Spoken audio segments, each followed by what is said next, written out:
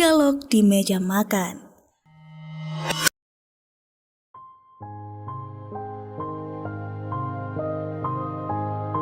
Meja makan di ruang tengah rumah itu terasa seperti panggung pertunjukan malam itu. Dengan Valeria sebagai penonton yang terpaksa menyaksikan drama yang terlalu dekat dengan kenyataan. Di depannya, piring berisi sup panas mengepul perlahan, disertai roti gandum yang harum.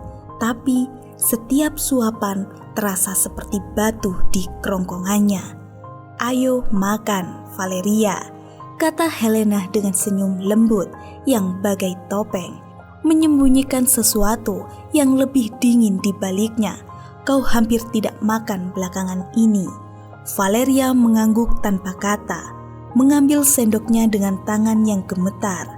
Ia memaksakan diri untuk meminum sup itu, meskipun rasanya kini asing di lidahnya. Di seberangnya, Alexander makan dengan lahap, seperti seorang pria yang yakin bahwa dunia ada di bawah kendalinya. Keheningan itu berat, tetapi Valeria tahu ia harus memecahnya. Ia harus menemukan jawaban, meskipun mungkin jawaban itu akan menambah berat luka di hatinya. "Ayah," katanya akhirnya. Suaranya terdengar nyaris seperti bisikan. Bagaimana ayah memutuskan untuk menjadi seorang pemburu? Alexander mendongak, sedikit terkejut oleh pertanyaan itu. Tapi sejurus kemudian, ia tersenyum. Sebuah senyum penuh kebanggaan yang membuat Valeria merasa semakin jauh darinya. "Menjadi pemburu adalah pekerjaan impian, Valeria," jawab Alexander, menyandarkan diri ke kursinya. "Siapa yang tidak ingin memegang senjata seperti ini? Senjata ini bukan hanya alat, tapi simbol kekuatan. Dengan itu, aku bisa menegakkan aturan, memastikan semua orang tunduk pada sistem. Tidak ada yang lebih memuaskan daripada mengetahui bahwa kau memegang kendali atas sesuatu yang besar." Helena tersenyum kecil, menimpali. Dan menjadi penjaga kandang juga bukan pekerjaan sembarangan. Itu adalah tugas yang mulia. Kami menjaga keseimbangan antara yang liar dan yang tunduk, sama seperti kamu, Valeria, yang berteman dengan Rumi. Valeria menelan ludahnya dengan susah payah. Kata-kata mereka terdengar seperti pidato yang dipenuhi dengan kebanggaan semu. Ia melihat mereka, kedua orang tuanya, yang berbicara tentang pekerjaan mereka seolah-olah itu adalah panggilan luhur. Padahal yang ia lihat adalah kekuasaan yang terlalu absolut, terlalu bahaya. "Apa semua orang ingin menjadi seperti ayah dan ibu?" tanya Valeria, mencoba menutupi kegelisahan dalam suaranya. "Tentu saja," jawab Alexander tanpa ragu. "Dan sistem ini, kami adalah penjaga. Semua orang bergantung pada kami, Valeria. Tanpa kami, tidak ada keteraturan.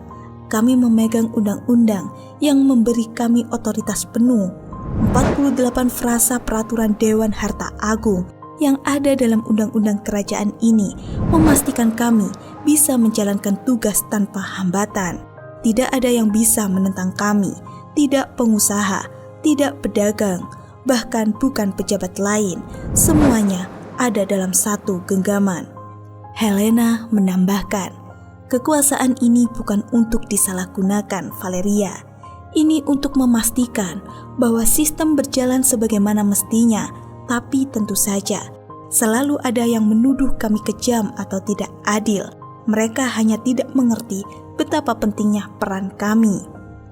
Valeria merasa sesak. Ia ingin berteriak, ingin menuduh mereka sebagai tiran, tetapi ia tahu itu bukan saatnya. Ia hanya bisa mendengarkan, menyimpan setiap kata mereka, membiarkannya meresap seperti racun yang perlahan menghancurkan citra orang tua yang selama ini ia kagumi. "Tapi, apakah tidak ada cara lain?" tanyanya dengan hati. Alexander menggeleng. Cara lain hanya akan membawa kekacauan. Otoritas seperti ini diperlukan untuk menjaga kestabilan. Kau harus mengerti itu, Valeria. Tanpa sistem ini, orang-orang akan bertindak semaunya. Mereka butuh disiplin, mereka butuh kepastian bahwa ada yang memegang kendali, dan kamu harus bangga pada kami. Tambah Helena dengan senyum yang dingin, karena kamu adalah bagian dari sesuatu yang besar, sesuatu yang membuat dunia ini tetap berjalan. Valeria mengangguk kecil, meskipun hatinya memberontak. Apa yang mereka sebut sebagai sistem hanyalah kedok untuk otoritarianisme yang merampas kebebasan orang lain. Apa yang mereka banggakan sebagai kekuatan hanyalah alat untuk menundukkan yang lemah.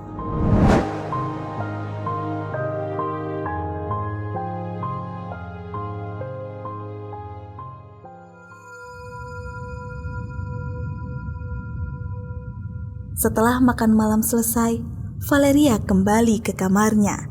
Dengan langkah berat, di sana Rumi menunggunya, duduk dengan sabar seperti biasa. "Apa yang kamu temukan?" tanya Rumi lembut. "Mereka tidak menyesal," jawab Valeria dengan suara yang hampir pecah. "Mereka bahkan bangga. Mereka menyebut ini sebuah panggilan." Rumi mendekat, menatap Valeria dengan mata yang penuh pengertian. "Kamu tidak sendiri," katanya pelan. "Aku akan selalu ada di sisimu, apapun yang terjadi." Valeria memandang Rumi dengan mata yang basah oleh air mata. Dalam pelukan hangat sahabatnya itu, ia menemukan sedikit ketenangan di tengah badai yang berkecamuk dalam hatinya. Namun, ia tahu bahwa perjalanan ini belum selesai. Masih banyak kebenaran yang harus ia ungkap dan masih banyak luka yang harus ia tanggung.